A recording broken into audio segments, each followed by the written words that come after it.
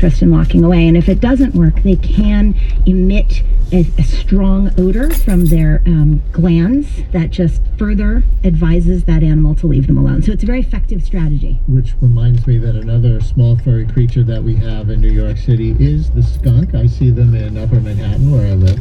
Yes, we have a skunk population in Manhattan, that is true, and in some of the other boroughs as well. I have a friend who walks along the park sometimes and his nose goes up and he goes, skunk or pot? And tries to figure it out. Well, there's definitely skunks in Manhattan, so it could be. Another creature that got its photo snapped was the groundhog. They live here in the wild, not just in the Staten Island Zoo for the annual Groundhog's Day sun sighting or mayoral dropping, which seemed to happen with 2 successive mayors. Well, they do live here, not just in the zoo, so that is true. I just saw one last week in Staten Island. I was out on a field visit, but we have them in Manhattan and the Bronx as well. I haven't had any direct reports of them in Brooklyn and Queens, but I bet they're there as well. You mentioned to my producer that each borough tends to call about a different wild animal. Which one calls about opossums? Well, we have, as I said, a healthy opossum population in Brooklyn, but increasingly we're getting reports from all over the city. But yeah, Brooklyn, opossums, we've got sort of a species for every borough. All right. Take me through the boroughs. Queens?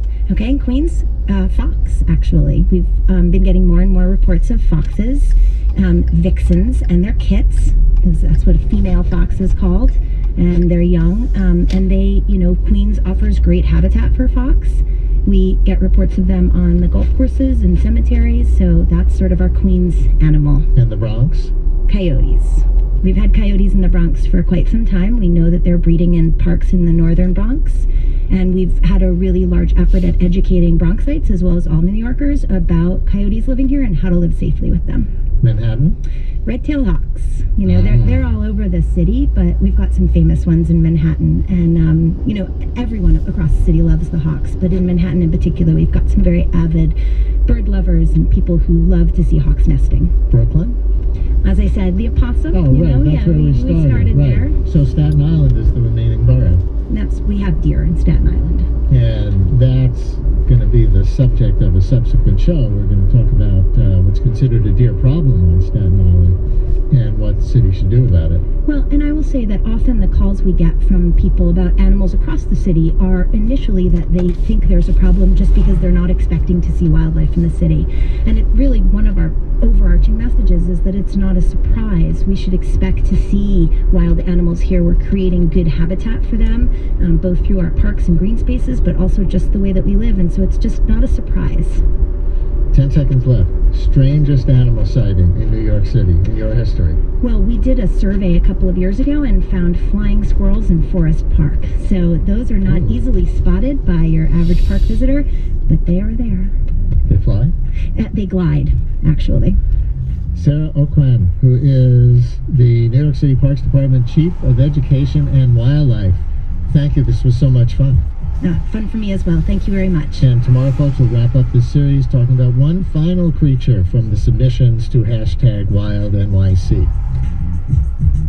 Leonard Lopate coming up right after the news. He has Dr. Ali Khan, former director of the Office of Public Health Preparedness and Response from the CDC, about his time working and predicting pandemics. Also, lyricist Sheldon Harnick on Leonard. Brian Lehrer on WNYC. This is WNYC, FM, HD, and AM, New York. Just keep listening. Live from NPR News in Washington, I'm Lakshmi Singh. President Obama says the growing bonds between the U.S. and Vietnam offer a hopeful example to other parts of the world. NPR's Scott Horsley reports Obama spoke to the Vietnamese people today and offered a gentle nudge for more political reform. Obama is the first American president to come of age after the Vietnam War, and many of those in his audience today are too young to remember the conflict. Obama acknowledged the pain and sacrifice the war caused on both sides, even as he focused on a brighter future with growing cooperation and commerce. At a time when many conflicts seem intractable, seem as if they will never end, we have shown that hearts can change and that a different future is possible when we refuse to be prisoners of the past. Obama also met with human rights activists and urged the government to respect freedoms of the press and assembly. Scott Horsley, NPR News. A federal trial begins today in Wisconsin over the way Republicans redrew the district boundaries for legislative and congressional seats in 2011. Marty Michelson from member station WUWM in Milwaukee reports the plaintiffs argue the new maps are unconstitutional. About a dozen residents who vote for Democrats filed the lawsuit, calling the redistricting one of the worst gerrymanders ever. States redraw their political boundaries at the start of each decade following the U.S. Census. In 2011, Republicans in Wisconsin swept into both houses of the legislature and the governor's office, so they alone were able to redraw the districts. In signing the bill into law, Governor Walker insisted the maps the legislature passed meet the objective criteria laid out by the courts. The trial is expected to last a few days.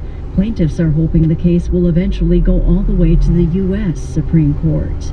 For NPR News, I'm Marty Michelson in Milwaukee. The leaders of Russia, France, Germany, and Ukraine have held talks on how to revive the stalled peace process for eastern Ukraine.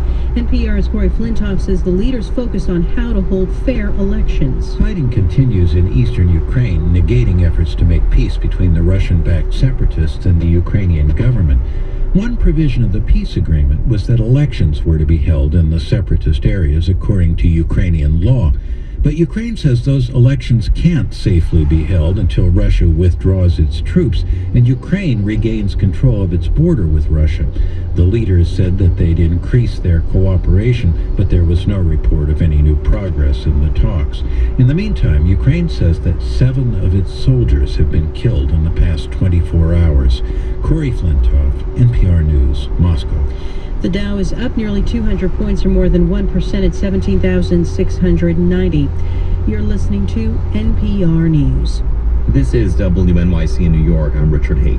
Police Commissioner William Bratton says police officers can still arrest people for low-level offenses despite a city council move to reduce penalties and jail time. Speaking on the Brian Lehrer Show today, Bratton says he negotiated with the council to make sure that violations like littering, public urination, and drinking in public remain criminal offenses.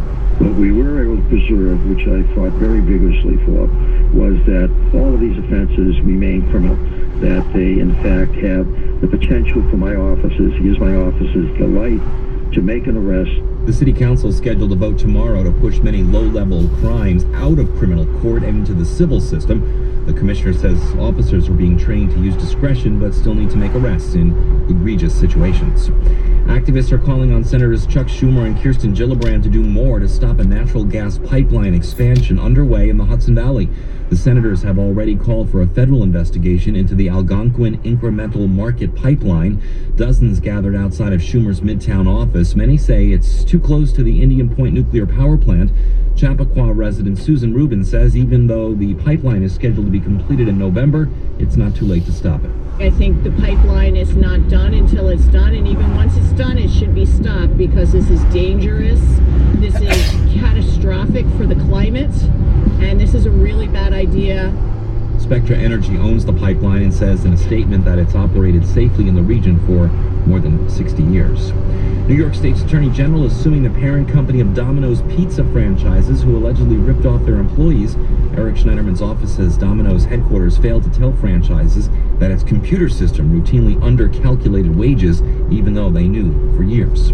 This is WNYC. Support for NPR comes from LifeLock, reminding consumers that when shopping online or using public Wi-Fi, a trail of personal information is left behind, increasing risk of identity theft. More at lifelock.com. Before we get going with today's show, we have a really exciting lineup for you. Dr. Ali Khan, former director of the Office of Public Health Preparedness and Response at the Centers for Disease Control and Prevention. We talk about his time predicting and working to prevent pandemics. And we'll speak with Larissa Sheldon Harnick, who is in his 90s now, discussing the Broadway revival of She Loves Me. And also Sebastian Younger will be here to talk about how post-traumatic stress disorder affects veterans returning from war today. That's what's coming on today's show. The next to last day of our spring fundraiser. Time is running out. We hope that you, if you have resisted becoming a member until now, but are obviously interested in WNYC because you're listening to the show, that you would become a member at whatever rate is comfortable for you. $5 a month would be great. That's $60 a year. $10 a month is $120, and we'll throw in a year subscription to the New Yorker at that rate, 15, 20, whatever you can afford. Look on our website if you want to know about the gifts that we offer. The important thing is to support public radio. And since time is running out, we hope you'll do it right now. 888-376-9692. Pledge online at WNYC.org. You're listening to the Leonard Lopate Show on AM 820 and 93.9 WNYC. Last Tuesday, the Senate voted for $1.1 billion in emergency funds to fight the Zika virus, far less than the $1.9 billion that the Obama administration had requested, but far more than the $600 million House Republicans proposed by diverting money from other programs. CDC Director Thomas Frieden said, "This is no way to fight an epidemic." Dr. Ali Khan focused on infectious diseases for over 20 years at the Centers for Disease Control and Prevention, and as the threats grew, bioterrorism and health security also became an issue.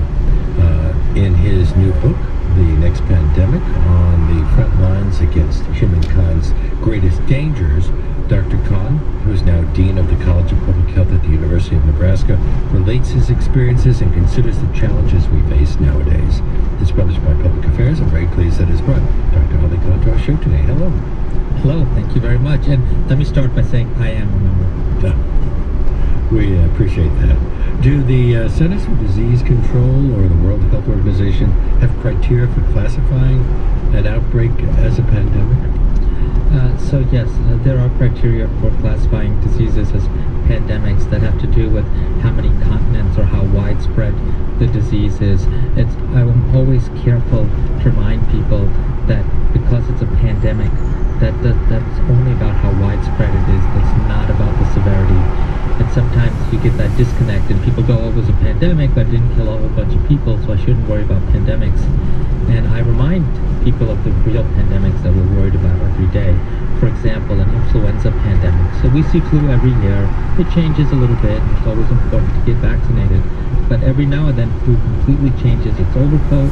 We have no protection, and it can cause a global pandemic like what we saw in 1918. And so if we saw a flu pandemic today, we're talking 7.5 million Americans who could potentially die. In 1918, 50 to 100 million people died worldwide.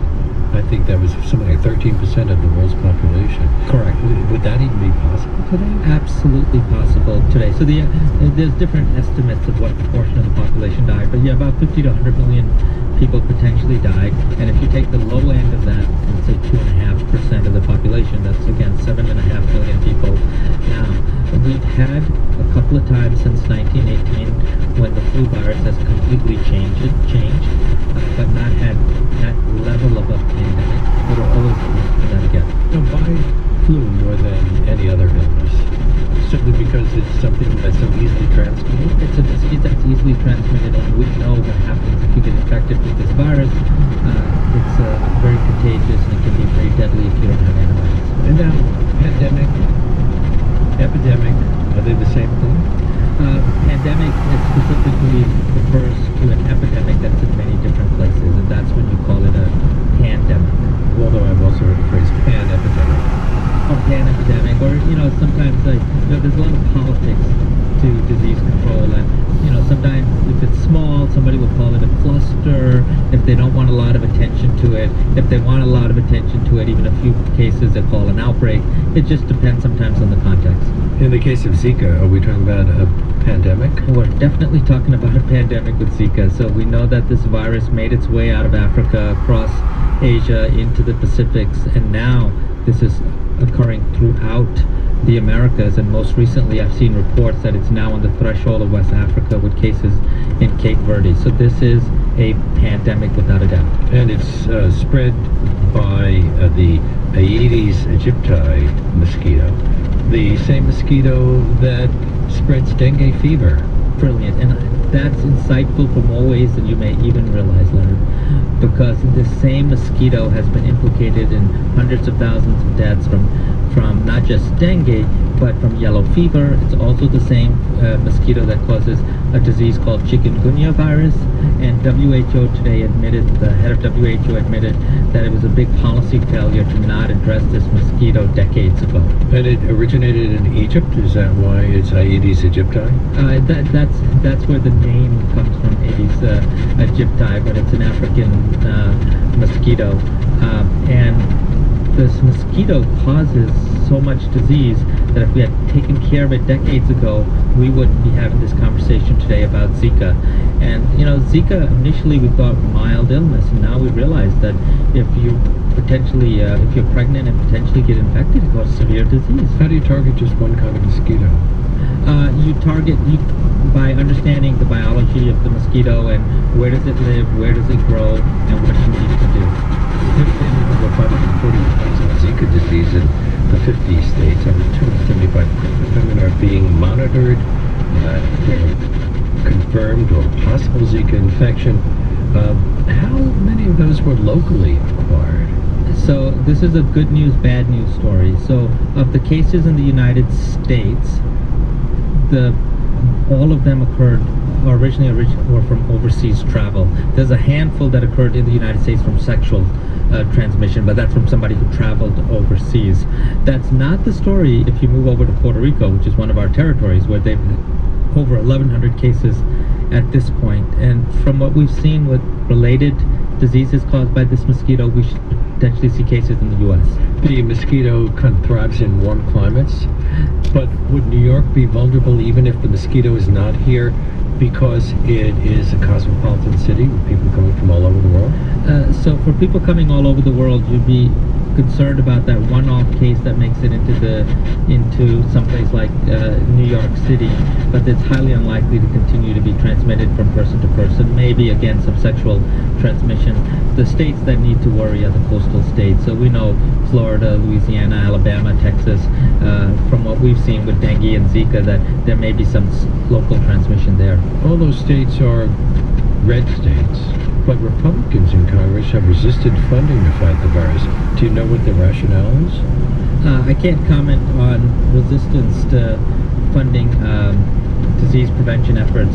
And you know, you started off with a couple of different. But you must have had to deal with politics when you were at that earlier job. Absolutely, and politics. Unfortunately, what we don't want is politics playing a role in our health policy and our health security. So, to me, the issue isn't whether it's 600 million or 1.9 billion. It's why haven't we done it yet?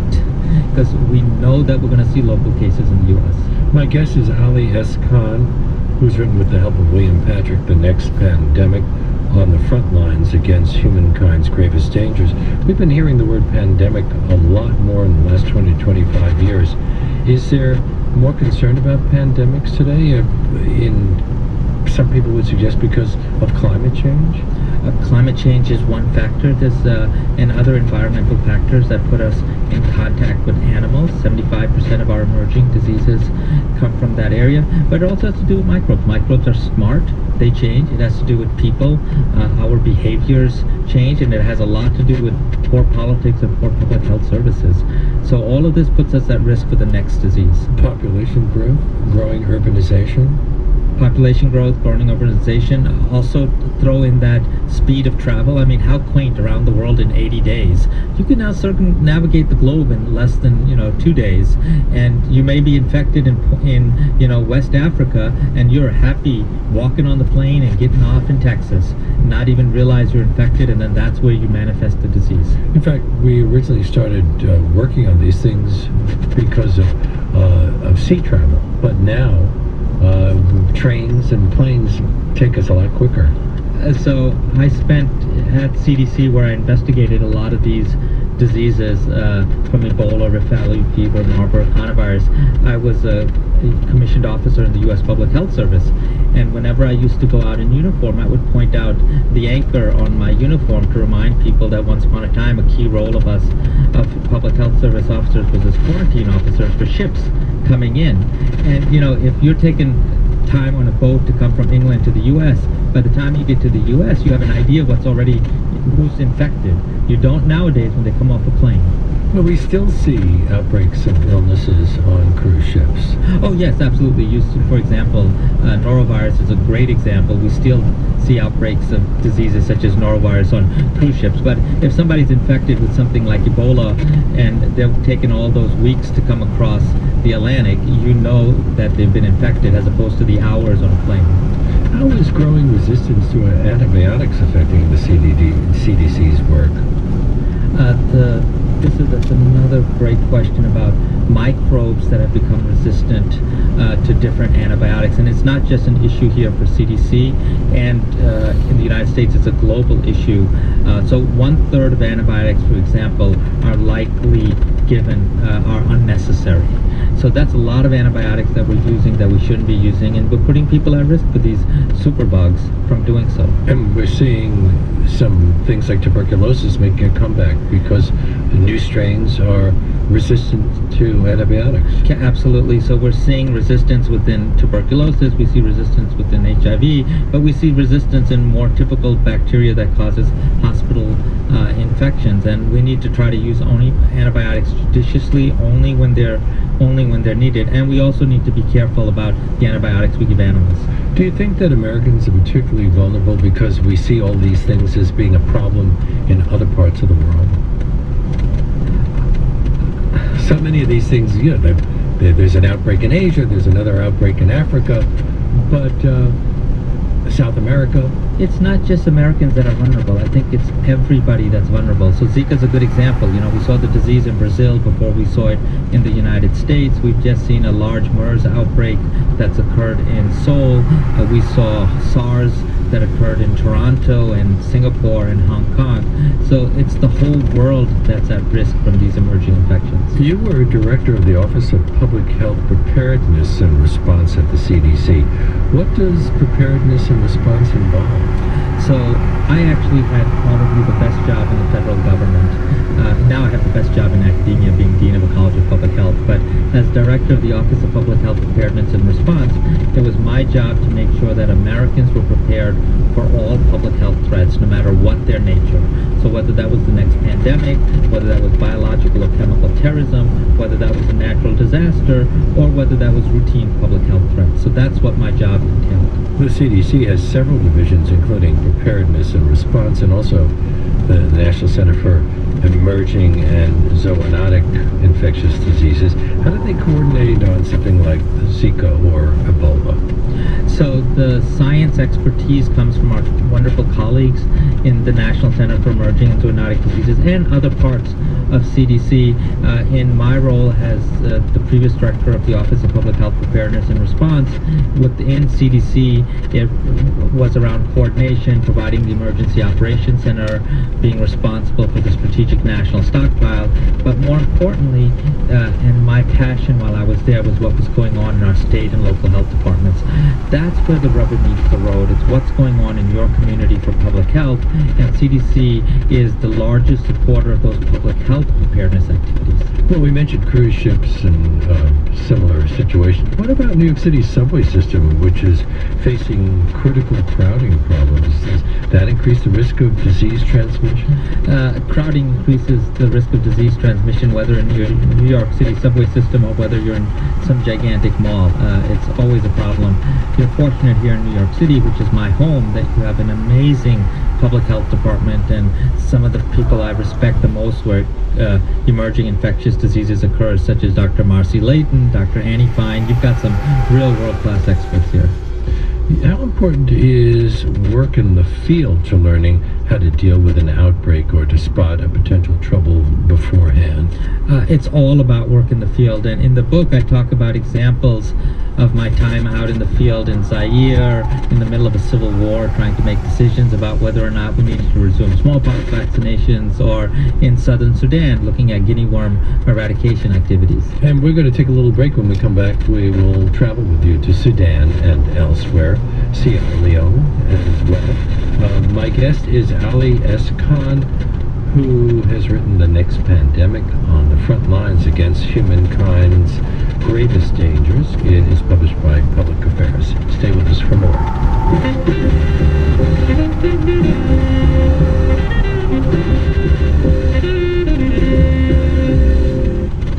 WNYC received support from the Joyce Theater, presenting Les Ballets Jazz de Montreal tonight at 7:30, performing 3 New York premieres that mix classical ballet with dynamic physicality.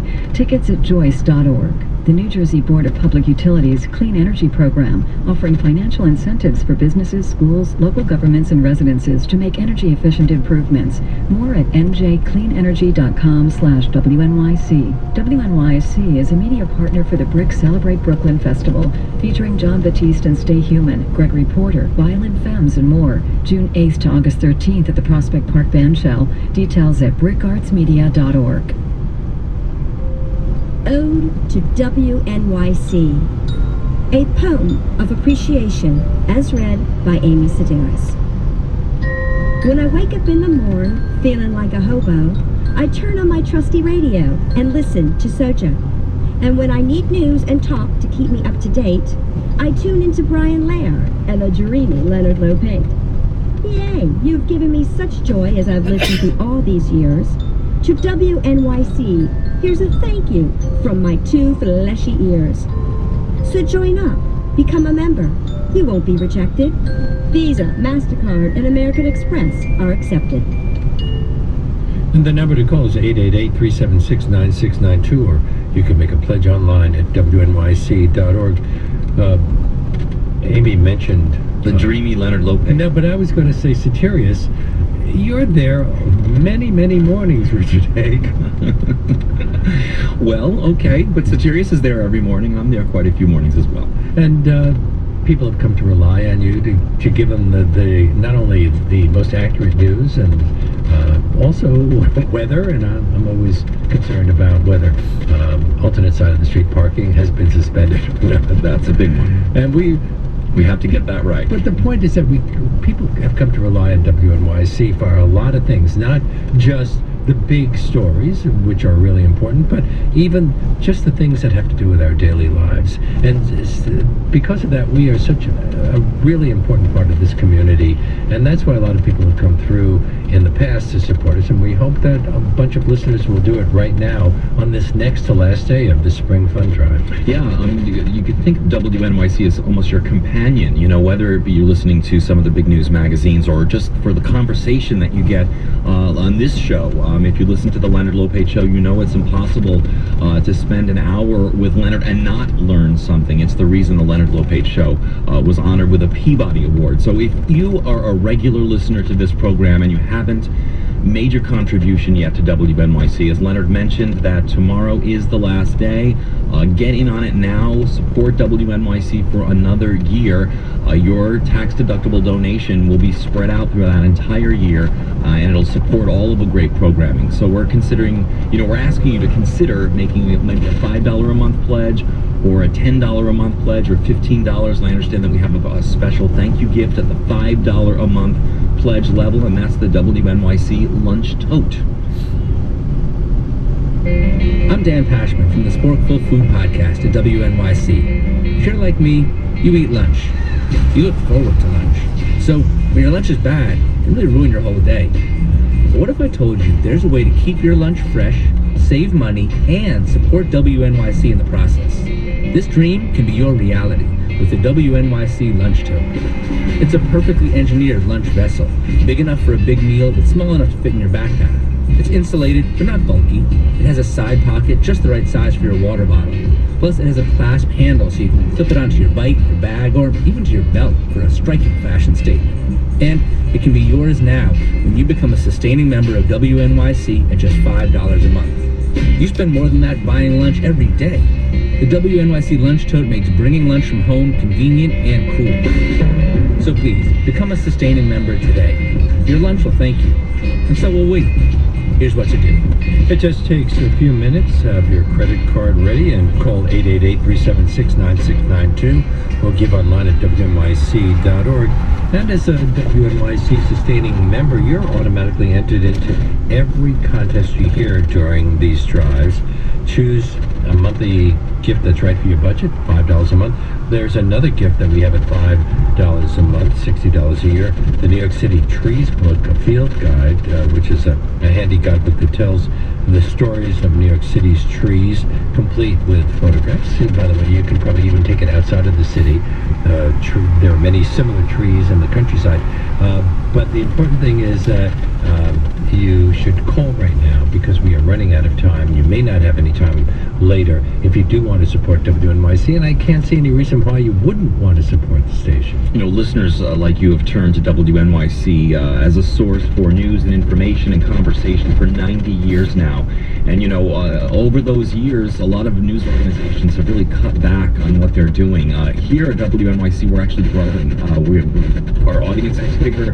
We have a lot more listeners. We have a lot more staff people. We're creating a lot more as far as content, whether it be podcasts or the radio programming or stuff that you get on our website. And the only reason it's here is because over